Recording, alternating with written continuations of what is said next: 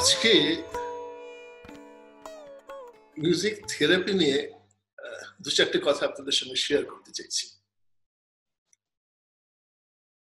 সঙ্গীত বলতেই আমাদের মনে যেরকম একটা ভাব আসে, আর মিউজিক থেরাপিতে যে ধরনের সঙ্গীতের ব্যবহার হয় দুটো কিছুটা অন্যরকম।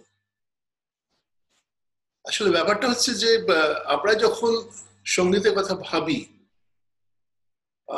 তখন আমরা যে ধরনের সঙ্গীত আমরা তৈরি করি বা যে ধরনের সঙ্গীত পরিবেশিত হয় সেটা সাধারণত অসুস্থ বা রোগগ্রস্ত মানুষদের জন্য তৈরি হয় না, বা তারা সেটা উপভোগ করার জন্য আমাদের অনুষ্ঠানে আসেন না। কিন্তু যখন মিউজিক থেরাপি হবে তখন সেটা তাদের জন্য বিশেষভাবে তৈরি হওয়া প্রয়োজন। যেমন ধরুন, আমরা কিছু মানুষকে নেমন্তন্ন করেছি বাড়িতে খেতে, তো তাদের জন্য যে খাবার ব্যবস্থা হবে, আর কেউ একজন অসুস্থ আছেন বা কেউ পীড়িত মানুষ, রোগী, তার খাওয়ার ব্যবস্থা একেবারেই আলাদা। মানে যখন রোগীর খাবার ব্যবস্থা হবে তখন তার ক্লিনিক্যাল স্টেটাস মানে শারীরিক অবস্থা হিসেবে ব্যবস্থা করা হয়। সেরকমই যখন মিউজিক থেরাপির যে মিউজিক তৈরি করা হয় সেটাও সেই রোগীর স্পেসিফিক পেশেন্টের ক্লিনিক্যাল স্টেটাসের উপর নির্ভর করে।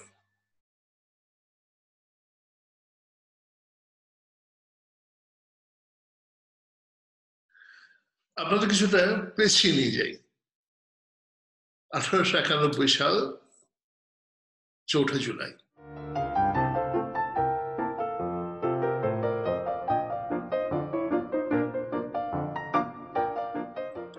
সে সময় দ্য ল্যান্সেট বলে একটা মেডিকেল জার্নাল খুব বিখ্যাত ছিল, সে প্রকাশিত হতো। সেখানে ডক্টর ফ্রেডরিক হার্টফোর্ড একটা চিঠি লিখেন ওখানকার মানে এই দ্য ল্যান্সেট এডিটরকে। উনি এর হয় মানে হেডলাইন হয় দ্য মিউজিক ইলনেস। তো সেখানে উনি বলেন যে মিউজিক থেরাপি যদি সত্যি কাজের হয় তাহলে খুব ভালো হবে যদি এটা আরো ওয়াইডার কমিউনিটি মানে এটা যদি ছড়িয়ে দেওয়া যায় এবং এটা যদি অ্যাভেলেবল করানো যায় to the wider community of the patients. উনি এর মধ্যে দুটো আর্টিকেল মানে কথা উল্লেখ করেন। একটা হচ্ছে মিউজিক অ্যাজ এ রেমেডি, আর হচ্ছে music in the treatment of diseases. এছাড়াও উনি ওনার সঙ্গে ফ্লোরেন্স নাইটিঙ্গেলের কথা উনি উল্লেখ করেন, যে কথা হচ্ছিল যে মিউজিক কি করে সাবসাইড করতে পারে সিমটমস বা মিউজিক কি করে ব্যবহার হতে পারে। তো এই কথা উনি ওনার চিঠিতে উল্লেখ করেছিলেন। কিন্তু তখন তিনি জানতেন না কি তার ঠিক 60 বছর পরে ইউএসএ তে music therapist as a profession recognised হবে। এরপরে আমরা একটু দেখি যে আগে কেমন ছিল, একটু একটু অতীতে ফিরে যাই। তখন আমরা দেখতে পাবো যে music therapy first and second world ওয়ারে ব্যবহার হয়েছে and with success. তো around 1942 তখন প্রেসিডেন্ট রুজভেল্ট ছিলেন। তখন এই সেনারা যে চিফ ছিলেন উনি ইস্টম্যান স্কুল অফ মিউজিকের ডিরেক্টর এবং ইউনিভার্সিটি অফ মিশিগানের chair of the music department, এদের ডেকে এরা কথাবার্তা বলেন এবং এরা ঠিক করেন যে সেনাতে মিউজিশিয়ান অ্যাপয়েন্ট করা হবে। ওই সময় মহিলা সেনা অ্যাপয়েন্ট করা হয়। পরে অক্টোবর 1943-তে সার্জন জেনারেল নরম্যান টি ক্লার্ক ইনি বলেন যে মিউজিক একদম official part of the army হবে এবং এটা রিকন্ডিশনিং প্রোগ্রামের অন্তর্গত চলবে। তো প্রথম দিকে তো এরকম ছিল ওরা ভেবেছিলেন যে এন্টারটেনমেন্ট করবেন, তাতে ওদের মেন্টাল হেলথ, সেনাদের mental health music as entertainment যদি ওরা পান, বা সেনারা যদি নিজেরাই মিউজিক করেন, ওদের একটা সুন্দর মানসিক মানে বেটারমেন্ট, তো সেইভাবে ওরা ভেবেছিল। কিন্তু পরে এরা অসুস্থ সেনাদের জন্য মিউজিক ব্যবহার করা শুরু করে। প্রথম দিকে যখন মিউজিশিয়ানদের বলা হলো যে চলুন আপনারা দেখুন, চেষ্টা করে যে অসুস্থ সেনাদের কিভাবে আপনারা থেরাপি দিতে পারেন, তো ওরা মিউজিক পরিবেশন করেন, সঙ্গীত পরিবেশন করেন। কিন্তু ওদের মনে হয় যে না, এটা ঠিক হচ্ছে না, যারা অসুস্থ তাদের জন্য ওরা যেন ঠিক মতন কাজ করতে পারছেন না। তখন ওরা ফিরে যান, ফিরে গিয়ে আরো এ বিষয়ে চিন্তা ভাবনা করে, এটা নিয়ে আরো এ বিষয়ে আরো কিছুটা গবেষণার মতন করে তারপরে ওরা ফিরে আসেন। ফিরে এসে তখন সত্যি সত্যি যারা অসুস্থ, যারা আহত, তাদের ওরা এফেক্টিভলি মানে ওরা থেরাপি দিতে শুরু করেন। এটা ছবি দেখা যাচ্ছে এখানে, তো এটা তো সার্জন জেনারেল নরম্যান টি কার্কের ছবি আপনারা দেখতে পাচ্ছেন। পাশে একটা বড় ছবি যেখানে সেনারা আছেন, সেকেন্ড ওয়ার্ল্ড ওয়ারের ছবি, সেনাদের ছবি, যেখানে 3 জন গান গাইছেন, 4th একজন আছেন সম্ভবত কোনো ইনস্ট্রুমেন্ট বাজাচ্ছেন, এখানে এই খাটে বসে আছেন 4th মহিলা। তো এই একটা ছবি আমরা দেখতে পাচ্ছি যে সেকেন্ড ওয়ার্ল্ড ওয়ারই music as a therapy accepted হচ্ছে। বা সঙ্গীত মানুষকে সুস্থ হতে কি করে, কেন সাহায্য করছে, কি করে সাহায্য করছে, একটা ইন্টারেস্টিং ব্যাপার আপনাদের বলি। যে মিউজিক এমন একটা এক্সপিরিয়েন্স দেয় যাতে ব্রেইনের পুরো ব্রেইনটাই তাতে কাজ করে। আগে ধারণা ছিল যে সঙ্গীতের শুধু ডান দিকটা কাজ করে, বাদিকটা অন্য কাজ করে, কিন্তু এখন লেটেস্ট যেটা, আবার পরের দিকে যখন অনেক ভালো মেশিন, মোর এফিশিয়েন্ট মেশিন আবিষ্কার হলো, তারপরে দেখা গেছে যে এফএমআরআই করে, কি এফএমআরআই মেশিনে ঢুকিয়ে দেওয়া হয়েছে একজনকে, আর তারপরে মিউজিক চালানো হচ্ছে, তাতে দেখা গেছে যে পুরো ব্রেইনটাই অ্যাবাভ অ্যাভারেজ কাজ করছে।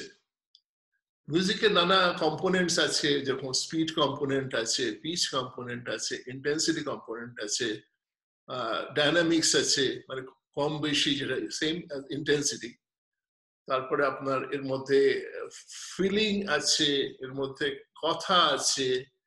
তো আমাদের ব্রেনের এক একটা এরিয়া এক একটা জিনিসকে ডিসাইফার করতে পারে, মানে এক একটা জিনিসকে অ্যানালাইসিস করে আমাদের বোঝায়। তো তার জন্য এই এক একটা জিনিস, এক একটা যে এলিমেন্ট কে বোঝার জন্য পুরো ব্রেনটাকেই, ব্রেনের নানা অংশ কাজ করে। এবং তার জন্য এবার কি হয় কি, যারা যারা অসুস্থ হয়ে পড়েন তাদের কি হয় কি, নিউরাল কানেকশন গুলো কেটে যায়, মানে পুরো ব্রেনটা কানেক্টেড থাকে না বলে এরা অসুস্থ হয়ে পড়ছেন। এবারে যেহেতু সঙ্গীত শোনার ফলে প্রায় পুরো মানে বিভিন্ন অংশ কাজ করতে শুরু করছে, কাজে এই কাজ করতে করতে ওদের নিউরাল কানেকশন যেই হয়ে যায়, তখন তারা আস্তে আস্তে আস্তে আস্তে সুস্থ হয়ে ওঠেন। এই হচ্ছে, এই জন্য মিউজিক এত শক্তিশালী। So what's going on when we listen to music? We visited the USC Brain and Creativity Institute, where I had my head examined, literally, to try to figure it out. I'm going to go into this fMRI machine, a tiny tube will surround me, we'll get a baseline reading of my brain, and then I'm going to listen to some music, and we're going to see how my brain responds. Just close your eyes, relax, and try and get into the music as best you can, okay? And here's what we saw. These are scans of my brain. The areas in red are where my activity is above average, in blue below average. And as you can see, there's red activity all over my brain, not just in one specific area. 25 years ago, the idea was that language is in the left side of the brain and music is in the right side of the brain. But now that we've got better quality tools, higher resolution neuroimaging and better experimental methods, we've discovered that's not at all right. How does that play out in different regions of the brain? When music enters and then gets shuttled off to different parts of the brain, it stops at specialized processing units in auditory cortex. They track loudness and pitch and rhythm and timbre and things like that. There's visual cortex activation when you're reading music as a musician or watching music. Motor cortex when you're tapping your feet, snapping your fingers, clapping your hands. The cerebellum, which mediates the emotional responses. The memory system in the hippocampus, hearing a familiar passage, finding it somewhere in your memory banks. Music is going on in both halves of the brain, the left and the right, the front and the back, the inside and the outside. তাহলে এতক্ষণ তো আপনারা বুঝেই গেছেন ব্যাপারটা কি। ব্যাপারটা হচ্ছে যাদের অসুস্থ তাদের ব্রেইনের বিভিন্ন অংশের যে ইন্টারনাল কমিউনিকেশন এটা ঠিক থাকে না বলেই তারা অসুস্থ। কিন্তু সঙ্গীত যদি তারা ঠিকমতো শোনেন, কারণ সঙ্গীত ব্রেনের নানা জায়গায় নানাভাবে কাজ করে। যেমন ধরুন কথা বলছি, ধরুন আপনি স্বরলিপি পড়ছেন, পড়ে বাজাচ্ছেন বা গাইছেন, সেখানে আপনার একটা ব্রেনের একটা অংশ কাজ করছে। আবার ধরুন আপনি স্বরলিপি মুখস্থ করে গান গাইছেন, তখন আবার আরেকটা অংশ কাজ করছে। আবার যখন শুধুই আপনি শুনছেন, তখন আবার তৃতীয় অংশ কাজ করছে। যখন আপনি ধরুন তাল দিচ্ছেন বা পায়ে তাল দিচ্ছেন, হাতে তাল দিচ্ছেন বা নাচছেন, বডি মুভমেন্ট হচ্ছে, তখন আবার আরেকটা অংশ কাজ করছে। বা যখন সঙ্গীতের ভাবে বিভোর হয়ে যাচ্ছেন, তখন আবার অন্য একটা অংশ কাজ করছে। এইভাবে মানে সঙ্গীত আপনাকে আপনার ব্রেইনের মানে সব দিকটাই অ্যাক্টিভেট করিয়ে দিচ্ছে, এবং যেটা অ্যাবাভ অ্যাভারেজ, মানে যেরকম স্বাভাবিকভাবে অ্যাভারেজ যে এরিয়া, তার থেকে অ্যাভারেজে মানে যেভাবে কাজ করে তার থেকে বেশি কাজ করছে। এবার আপনার কারো যখন শরীর খারাপ, যখন তিনি অসুস্থ, তখন তাদের যদি এই নিউরাল কমিউনিকেশন হয়ে যায়, তখন তারা সুস্থ হচ্ছে। এবার মিউজিক থেরাপিস্ট যদি, তিনি তো জানেন যে কোনটাতে কি কাজ হবে, তাই না? কাজেই উনি অসুস্থ মানুষের অবস্থা বুঝে, যার উনি ট্রিটমেন্ট করছেন, তার অবস্থা বুঝে তিনি সেই ধরনের মিউজিক থেরাপি দেবেন, এবং তাতে রোগীরা সুস্থ হয়ে উঠবে। এবার মিউজিক থেরাপির একটা ছোট্ট ভিডিও দেখাবো, যেখানে সময়ের আগে জন্মানো বাচ্চাদের কিভাবে চিকিৎসা করা হচ্ছে সঙ্গীতের মাধ্যমে। ভিডিওটা দেখানো হবে, তাতে বাচ্চাদের ইন্টেন্সিভ কেয়ার ইউনিট, যাকে NICU, নাইকু, তাতে কিভাবে মিউজিক থেরাপি দেওয়া হচ্ছে ছোট বাচ্চাকে, সেটা আপনারা দেখুন।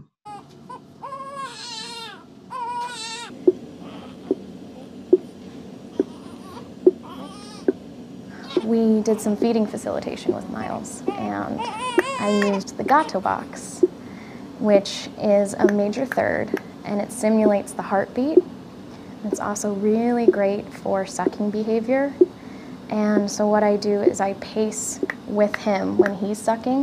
I start out, each suck, I tap the Gato box, and I entrain with him. And then, as he's going, he starts to entrain with me, so that I can get him to pace and suck, swallow, breathe.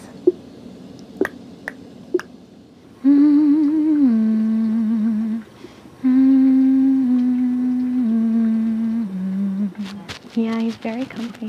Oh, hello. Hi, buddy. He's opening his eye. Baby Silas, he has just started to be able to get music therapy. I've been going in and just singing for about 10 minutes at a time with him. He's so young that right now guitar would probably be too overstimulating. But as he gets older, I can keep doing music therapy and do it for longer periods of time. And it's also great for language development as well as neural development. So if we can just get a really nice, calm, relaxing environment, it helps everybody. এর ফাঁকে আমার দুটো ছোটখাটো music therapy নিয়ে গবেষণার কথা বলেইনি। তখন এই 2011-12 আমি রবীন্দ্র ভারতীতে শিক্ষকতা করি। সে সময় একজন ম্যাথমেটিশিয়ান, উনি ক্যালকাটা ইউনিভার্সিটিতে he was a professor and head department of mathematics, professor Dilip Kumar Bhattacharya.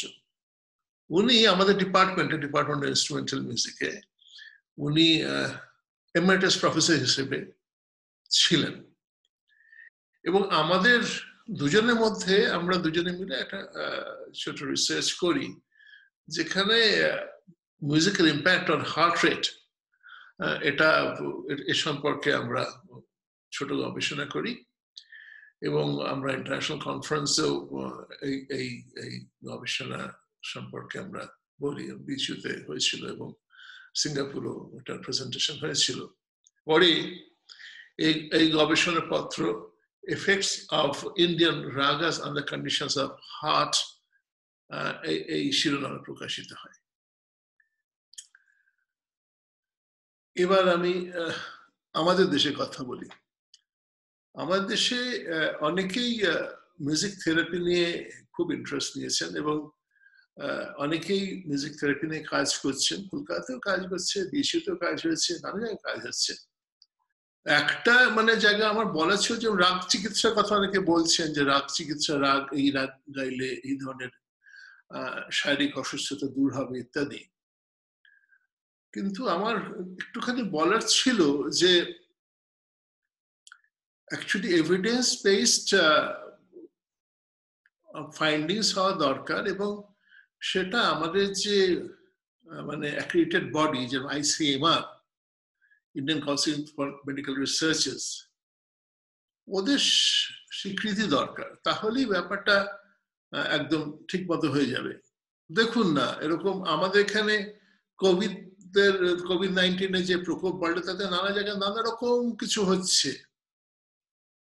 হ্যাঁ, তো প্লাজমা থেরাপি দিল্লিতে হয়েছে, বা নানা অন্যরকম নানা চিকিৎসা অনেকেই অনেক জায়গায় চেষ্টা করছেন, কিন্তু ICMR কিন্তু ঝপ করে বলছেন না কি প্লাজমা থেরাপিটা আমরা স্বীকার করে নিলাম, এটাই আপনাদের প্রোটোকলের মধ্যে আমরা নিয়ে নিচ্ছি। এটা এখানে এক্সপেরিমেন্টাল স্টেজে আছে। ধরুন অক্সফোর্ডেও ভ্যাকসিনের কথা বলেছিলেন, কিন্তু সেটাও হয়নি। আমেরিকার প্রেসিডেন্ট ডোনাল্ড ট্রাম্প বললেন যে কুইনিনটাকে এটা অ্যাকসেপ্ট করে নেওয়া হোক। ঠিক সেই সময় FDA প্রায় বলতেও বলেনি না ঠিক আছে ডাক্তাররা করতে পারবেন, কিন্তু আমাদের আর একটু সময় লাগবে এটা অ্যাকসেপ্ট করতে, ইত্যাদি ইত্যাদি ব্যাপার। কাজেই ইটস ইম্পর্টেন্ট কি এটা ট্রিটমেন্ট প্রোটোকলে চলে আসা, এবং অনেক কিছু ট্রিটমেন্ট প্রোটোকলে কিন্তু মিউজিক থেরাপি এসছে। আমাদের দেশে হয়তো সেভাবে এখনো হয়নি, কিন্তু USA তে হয়েছে, অন্য জায়গায় হয়তো হয়েছে। তো সেখানে এভিডেন্স বেসড যে থেরাপি, যেটা এভিডেন্স বেসড, যেটা রিসার্চ বেসড যে ফাইন্ডিং, সে ফাইন্ডিং এর ভিত্তিতে এবং যেরকম নিয়ম, যে ট্রিটমেন্ট প্রোটোকল হওয়ার যে পদ্ধতি, সেই পদ্ধতিতে আসতে হবে। এবং রাগ চিকিৎসা এবং অন্যান্য যে ধরনের চিকিৎসার কথাই সবাই বলছেন, সেটা সেই ধরনের সেই লেভেলের এবং সেই কোয়ান্টিটিতে এভিডেন্স তৈরি হওয়া দরকার, যাতে সেইভাবে কাজ হচ্ছে। এবং রিপিটেবিলিটি অফ দ্য ফেনোমেনা, যাতে যে কাজটা হচ্ছে সেটা সেই পদ্ধতি অবলম্বন করলে আবার হওয়া দরকার, এবং সেটা 100 জনের উপর যদি করা হয়, প্রয়োগ করা, তাহলে 99 জনই লাভ হবে, অথবা 1000 জনের উপর যদি প্রয়োগ করা, তাহলে 999 জনই লাভ হবে। এরকম ধরনের একটা অবস্থায় আসা দরকার। সেটা স্ট্যাটিস্টিক্যালি প্রমাণ করা সম্ভব যদি যথেষ্ট মানুষের উপর অ্যাপ্রোপ্রিয়েটলি স্যাম্পল নিয়ে যদি সেটা করা হয়। এবার আমি কিছুদিন আগে আমার লেখা পড়ছিলাম, এটা 2018-তে কেমব্রিজ ইউনিভার্সিটি প্রেসে 2nd জানুয়ারি পাবলিকেশন এটা পাবলিশ হয়েছিল। নিমহ্যান্সে ডক্টর শান্তলা হেগড়ে, উচ্চারণটা ঠিক হলো না, ডক্টর শান্তলা হেগড়ে, ওনার লেখাটা পড়ছিলাম। তো সেখানে উনি কনক্লুশনে বলছেন যে আমাদের মিউজিকে, আমরা যে ধরনের সঙ্গীত করি, তার সঙ্গে ওয়েস্টার্ন আর্ট মিউজিকের অনেক ক্ষেত্রেই অনেক রকম ভাবে মিল আছে। ওয়েস্টার্ন আর্ট মিউজিকের যে থেরাপিতে ব্যবহার করার জন্য অনেক এক্সপেরিমেন্টেশনস, অনেক রিসার্চ ফাইন্ডিংস আছে, কিন্তু আমাদের সেই হিসেবে আরো অনেক কাজ করা দরকার। তো সেই কথাটা ওর লেখাতে আমি পড়লাম। যে কথা বলছিলাম যে একটা খুব আনন্দের কথা যে নিমহ্যান্স বা national institute of mental health and neurosciences এখানে একটা মিউজিক কগনিশন ল্যাব তৈরি করেছে। তো এটা জুনের 2011-তে শুরু হয়েছে প্রথম এই ধরনের ল্যাবরেটরি, এবং এখানে ফ্যাকাল্টি ইনচার্জ সেই ডক্টর শান্তলা হেগড়ে। তো এখানে এদের সব ইকুইপমেন্ট আছে এবং এরা যথেষ্ট supported, it's very nicely supported, এবং আমরা আশা করতেই পারি যে আগামী দিনে প্রপারলি এক্সপেরিমেন্টেড এবং আমাদের সঙ্গীতে যে যথেষ্ট শক্তি আছে, যথেষ্ট ক্ষমতা আছে, এই বিষয়ে কারোরই কোনো সন্দেহ নেই। শুধু সেটা পরীক্ষার পরিপ্রেক্ষিতে বা রিসার্চের পরিপ্রেক্ষিতে প্রপারলি এস্টাবলিশড হয়, যেভাবে ICMR অ্যাকসেপ্ট করে বা FDA US এর FDA অ্যাকসেপ্ট করে, সেইভাবে সেটা হয়ে যাওয়াটা দরকার। এবং ট্রিটমেন্ট প্রোটোকলে যখন মানে এটা ইনক্লুডেড হয়ে যাবে, তখনই আমাদের মিউজিকও সেই একইভাবে একটা মানে থেরাপির অঙ্গ হিসেবে সামনে চলে আসবে। আজকে আমার কথা এখানেই শেষ। আপনারা সবাই খুব ভালো থাকবেন, সুস্থ থাকবেন। নমস্কার।